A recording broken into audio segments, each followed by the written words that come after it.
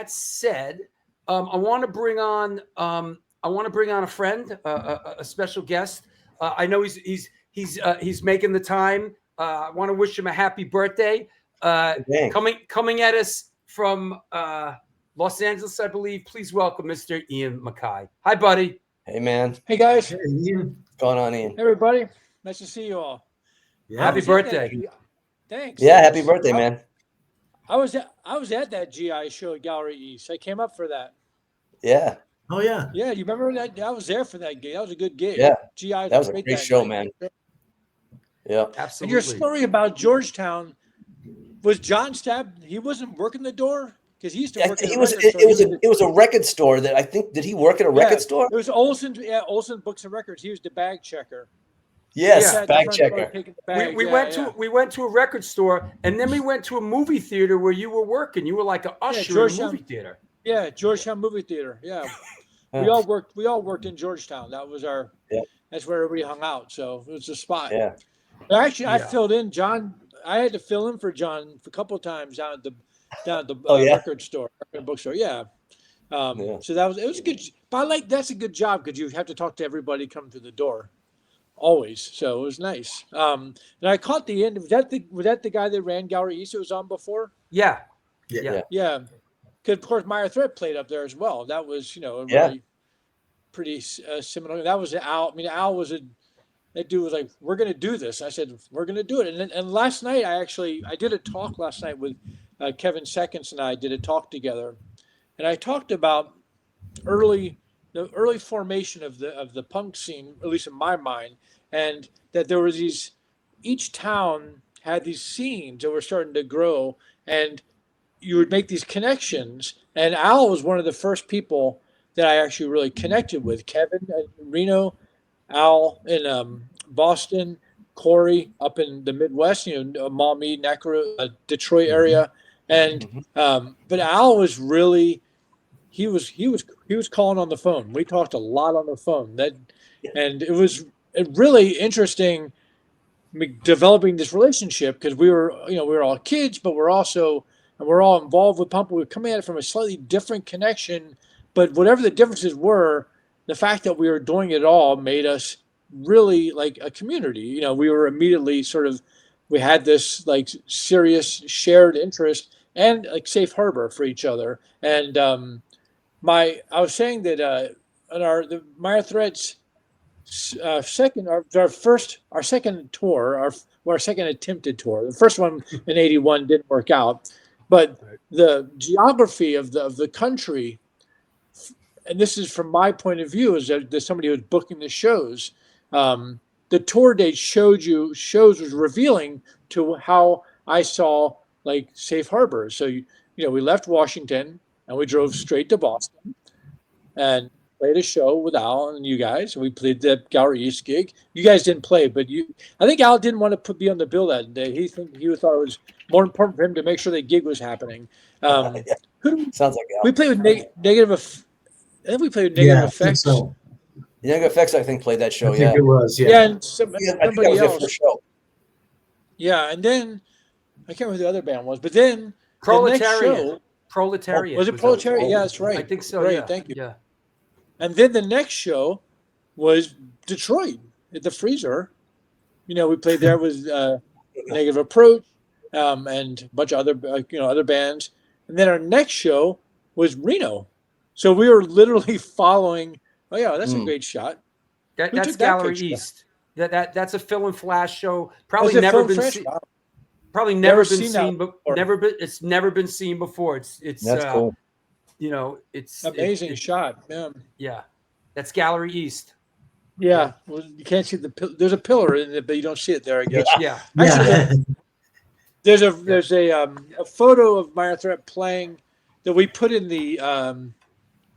There was like a little square thing insert. Right. We put it out a step, and it's a photo of me jumping in the air. And then you can see this sort of weird shadow. And it's because somebody else took the same exact picture at the same moment. And you can, I finally found both photos. And so you have, but it's I love that shot.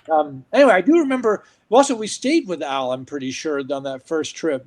Actually, I know he did because all I wrote about was doing get pizza. We had like pizza for dinner and then for breakfast. And I remember having a fight with him. I said, your pizza is really just too much tomato.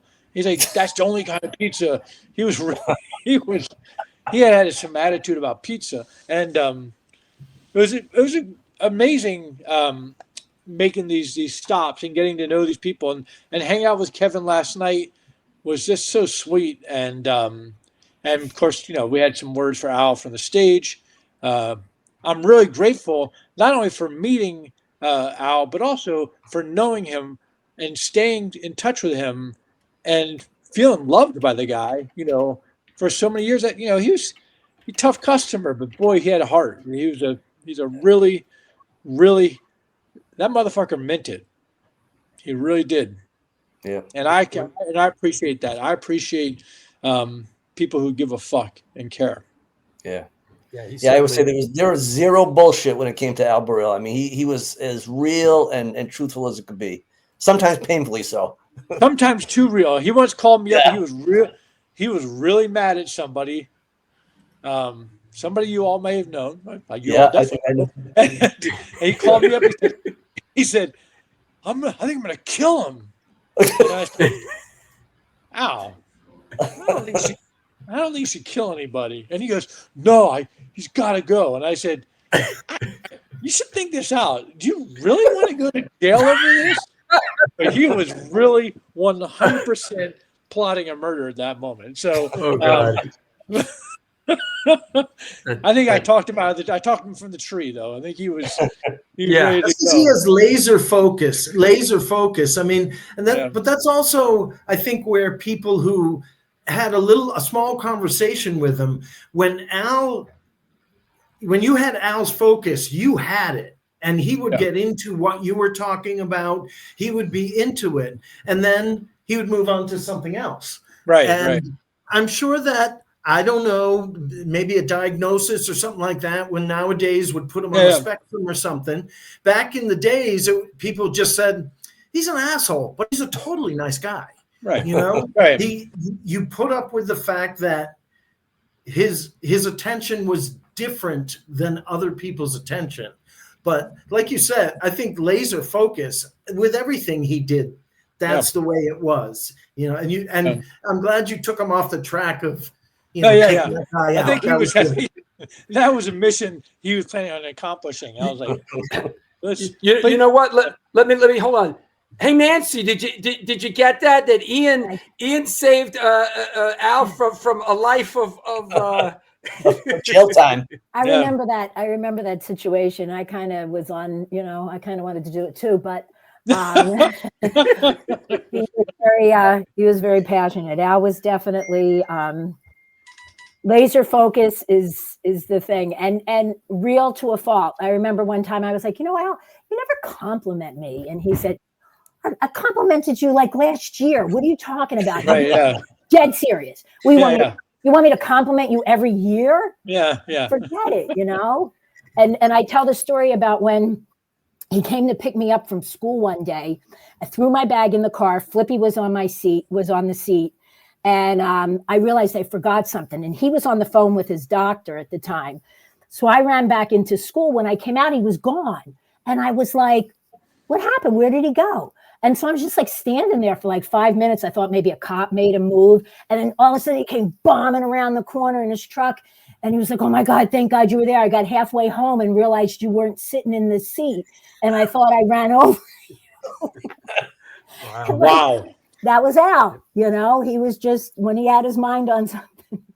So Ian, thank you for being here. He thought the world of you, and he wanted to talk to you before he left, and so that was a great gift. I really appreciate you making that happen. Thank you. It was a gift to me too. So when you guys are talking about, I was just thinking about he just would not let it go that I didn't like merch, and and then he wouldn't, and he could not handle the fact that I wouldn't wear an SSD baseball hat even if it was, he goes, I made a burgundy one. What do you want? Yeah, he was such a child of the 70s. He liked sweepstakes and he liked merch and things with, he really got into it. I mean, you should see the stuff I have here, jewelry and my SSD thing. He just enjoyed it, he really enjoyed doing it and providing it for the people. But I would be like, stop it. His merch game was on point. Right. I would have kept doing the merch, but there was legit 40 different hats, golf hats, knit hats, baseball hats, adjustable hats. I couldn't.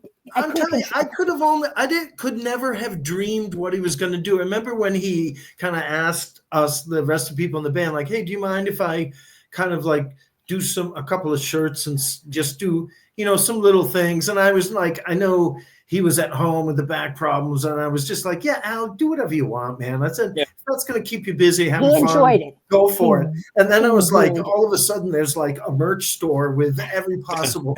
And my son loves it. My son wears the stuff all the time. Well, that's good. Yeah, it is cool when we do see, people wearing it. So anybody who wants to know about this, I should say, Trust Records took over the store. And so Bridge 9, I had it all piled up on the lawn. It's kind of bittersweet, but also kind of like, get this out of my house. And so, and everything was the highest quality. Of course. He did not skimp on anything. I mean, it was, hefty, everything was just, so if you bought some merch, but Trust Records took it all over. They're going to have it back out in, pretty soon. So I hope, people will continue to support and keep the band's name alive, because he would have really liked that. So. For sure. Fantastic. Nance, we'll see you in a minute. Okay. Ian, what's Al Barile's legacy as we sort of, as we move on? In your opinion, does Al Barile have a legacy? That's a very odd question. That seems to me would go without saying, don't you? I mean, yeah. So I wouldn't even ask if he had one, or if there was. I think Al carved out a spot.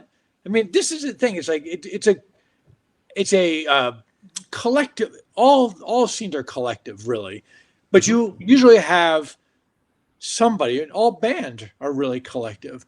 But there's usually somebody who just has the kind of vision or the kind of forwardness or the shamelessness, really, like just to get out there. Like there's other people in the band who have other people in band or scenes who they're doing something, making it all happen. And Al, for me, like that was my Boston guy. Like we just became, I think, just really.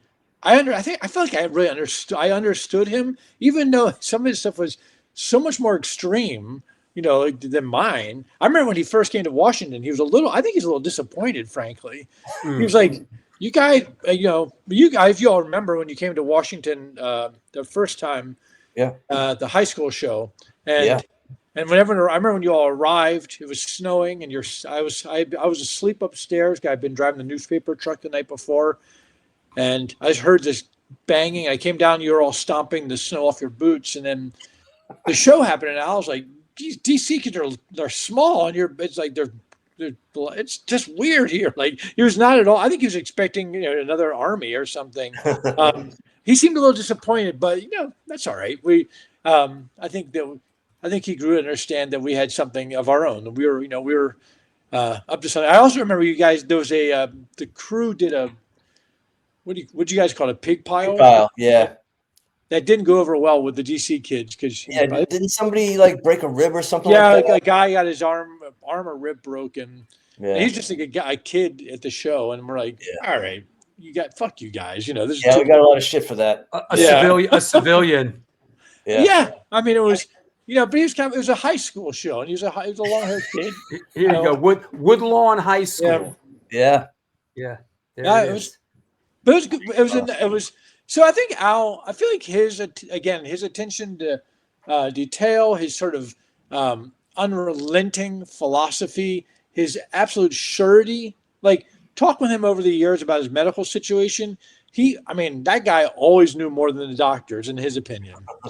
always, he was always explaining to me, they're doing this wrong, blah, blah, blah, blah, blah. And I kept saying to him, I feel like stress might be an issue here. Maybe we should work on that, but he's like, no, blah, blah, blah, I do want to tell Fugazi, he's legendary in our band. Aside from the fact we just loved him and he's our friend and we love the band, obviously everyone in the band had seen him, seen SSD, you've seen you guys. But we had the first time Fugazi played, and this is actually an appropriate day for this. The first time we ever played in Boston was on April 16th, my birthday, 1988. And we played at a place up in, I think it was Jamaica Plains, maybe? Or Jamaica. Is it Jamaica or Jamaica Plains? What is it? Jamaica Plains. Jamaica Plains. It was it the art school show? No, Green Street or Green. What's it called? Look it up on the it's on the Fugazi Live Green series. Street. No, you're right. There was the club Green Street. Yeah, that's it. Yeah, we played.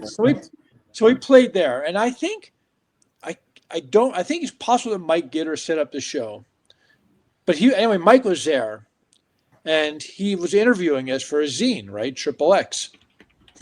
So the four of us and Mike are sitting in our van doing the interview, and Al gets in. He's there too.